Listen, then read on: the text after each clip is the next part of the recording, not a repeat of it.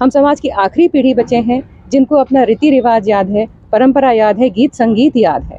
और अगर हमने इस समय कदम नहीं उठाया और ये जो अपने अधिकार, जो संविधान के तहत अधिकार मिला है, पेशा कानून के तहत अधिकार मिला है, इस अधिकार के लिए आवाज़ नहीं उठाया तो आने वाली पीढ़ी अगले 10 साल में, 20 साल में हम लोग का परंपरा धीरे धीरे और पारंपरिक विरासत नष्ट हो जाएगा। खूंटी में निशा उरांव की अगुवाई में किया गया पारंपरिक उलगुलान की शुरुआत। सांस्कृतिक संरक्षण व स्वशासन की रक्षा का रूढ़िवादी जनजातीय समुदाय के लोगों ने लिया संकल्प। निशा उरांव ने कहा कि बिरसा मुंडा अपने धर्म संस्कृति को बचाने के लिए तीर धनुष से लड़े थे और हम अब कानूनी तरीके से लड़ेंगे। भगवान बिरसा मुंडा के गृह जिला खूंटी से बुधवार 8 अप्रैल को रूढ़िवादी जनजातीय समाज द्वारा पारंपरिक उलगुलान और सामाजिक डीलिस्टिंग के तहत धार्मिक सांस्कृतिक पुनर्जागरण एवं पारंपरिक स्वशासन की रक्षा को लेकर एक नए सामाजिक आंदोलन की शुरुआत की गई। इस आंदोलन की अगुवाई करते हुए पूर्व पंचायती राज निदेशक निशा उरांव ने कहा कि जिस प्रकार बिरसा मुंडा ने अंग्रेजों के खिलाफ उलगुलान कर जल, जंगल, जमीन और धर्म की रक्षा का संदेश दिया था, उसी प्रेरणा से यह पहल शुरू की गई है। हालांकि इस बार संघर्ष तीरधनुष से नहीं बल्कि संवैधानिक और कानूनी माध्यमों से किया जाएगा। उन्होंने स्पष्ट किया कि ग्राम सभा केवल प्रशासनिक इकाई नहीं बल्कि पारंपरिक, सामाजिक और धार्मिक संस्था है। उन्होंने पेशा कानून तथा संविधान के अनुच्छेद 25, 26 और 29 का हवाला देते हुए आदिवासी रीति रिवाज और सांस्कृतिक पहचान की रक्षा की बात कही। आंदोलन के दौरान यह मुद्दा प्रमुखता से उठाया गया कि धर्मांतरित आदिवासी पारंपरिक व्यवस्था में धार्मिक पदों पर नहीं रह सकते, क्योंकि इन पदों से धार्मिक जिम्मेदारियां जुड़ी होती हैं।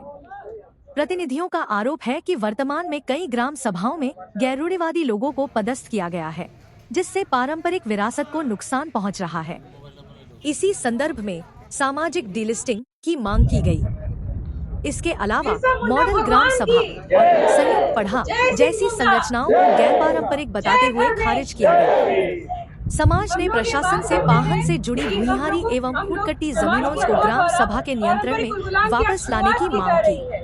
कार्यक्रम में मंगल मुंडा, छुनको मुंडा, डहरू मुंडा, अमृता मुंडा सहित विभिन्न प्रखंडों व जिलों के पारंपरिक प्रतिनिधि उपस्थित रहे। आंदोलनकारियों ने घोषणा की कि यह अभियान राज्य के अन्य जिलों में भी जारी रहेगा। इस दौरान विभिन्न क्षेत्रों, प्रखंडों और अन्य जिलों के अगुवा और जनजातीय समुदाय के सैकड़ों लोग उपस्थित थे। खूंटी जिला के हम लोग जिला उपायुक्त महोदया से हम लोग अभी मिलकर आ रहे हैं और उनको समाज की तरफ से, मुंडा समाज की तरफ से ज्ञापन सौंपा गया है।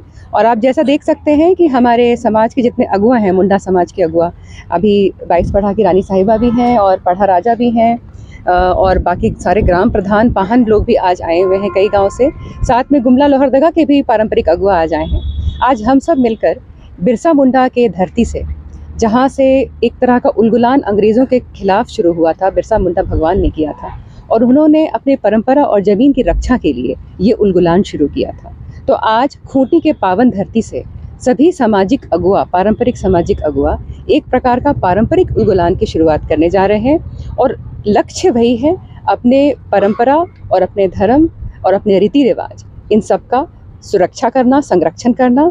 हम लोग पहले ज़माने में तीर और धनुष का उपयोग हुआ था, किंतु आज के ज़माने में हम लोग कानून का सहारा लेंगे और कानून में, संविधान में जो पेशा कानून बना है और 5वीं अनुसूचित क्षेत्र का जो प्रावधान है, उसका सहारा लेते हुए हम लोग अपने अधिकार का प्रयोग करने के लिए और ज्ञापन सौंपने के लिए आज यहाँ आए हैं।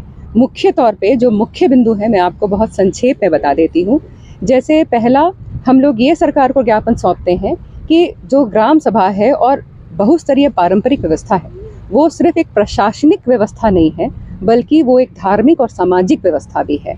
तो इसमें जो है परंपरा, धर्म और रीति रिवाज के अनुसार ही इसमें जितने भी पद हैं, पदाधिकारी हैं, उनका चयन होना चाहिए। अगर पदाधिकारी जो धर्मांतरण कर चुके हैं, अगर वैसा पदाधिकारी ग्राम सभा में या बहुस्तरीय पारंपरिक व्यवस्था में आ रहे हैं तो उससे वो सामाजिक जिम्मेदारी तो निभा ले रहे हैं लेकिन धार्मिक जिम्मेदारी नहीं निभा पा रहे हैं, जिससे कि आदिवासी पारंपरिक विरासत को कहीं ना कहीं बहुत नुकसान हो रहा है। उसके अलावा खूंटी जिला में कई गैर पारंपरिक पद का भी सृजन हो गया है, जैसे सचिव, अध्यक्ष, उप सचिव, तो ये सारे गैर पारंपरिक पद हैं। तो हम लोग सरकार को ज्ञापन सौंप रहे हैं कि जो 5वें अनुसूचित क्षेत्र के जो ग्राम सभा है, उन्हें सामान्य क्षेत्र के ग्राम सभा की तरह उनके साथ बर्ताव ना किया जाए।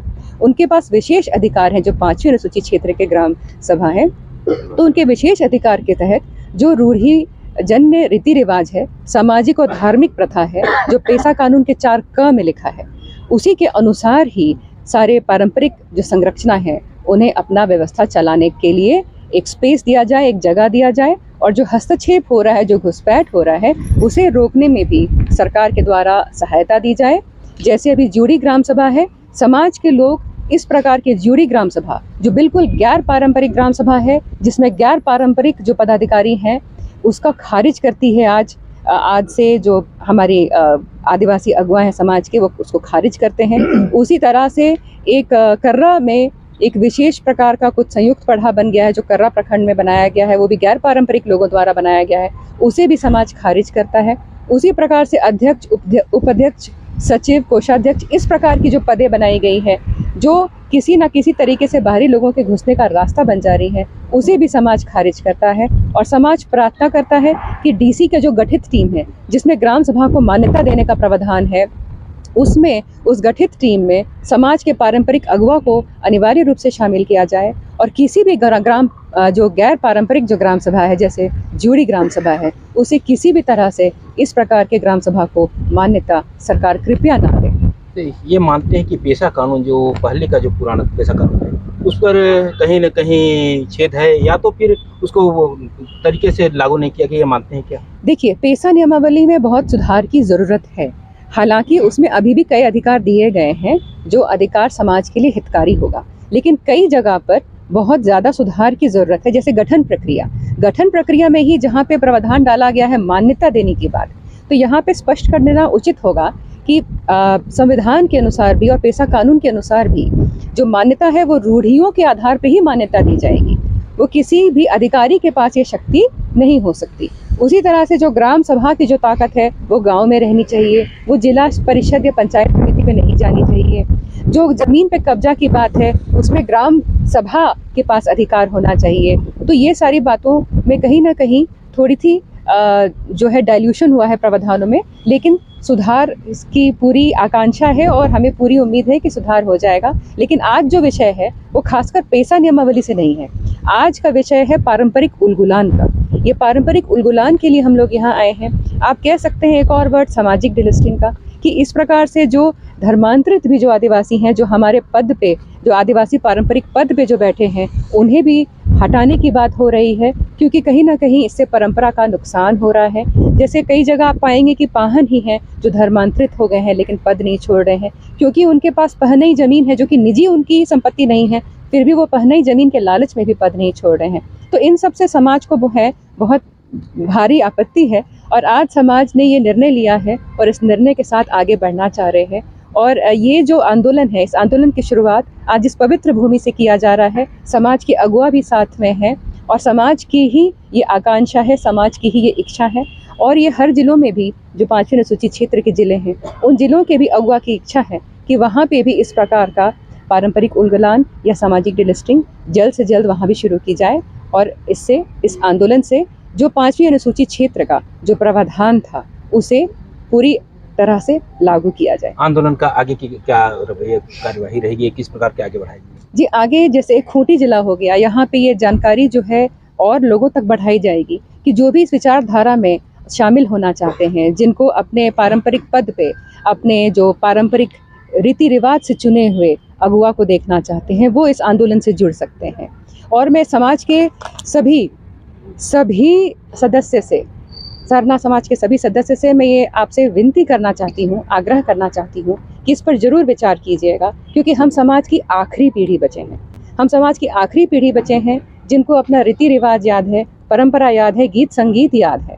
और अगर हमने इस समय कदम नहीं उठाया और ये जो अपने अधिकार, जो संविधान के तहत अधिकार मिला है, पेशा कानून के तहत अधिकार मिला है, इस अधिकार के लिए आवाज़ नहीं उठाया, तो आने वाली पीढ़ी अगले 10 साल में, 20 साल में हम लोग का परंपरा धीरे धीरे और पारंपरिक विरासत नष्ट हो जाएगा।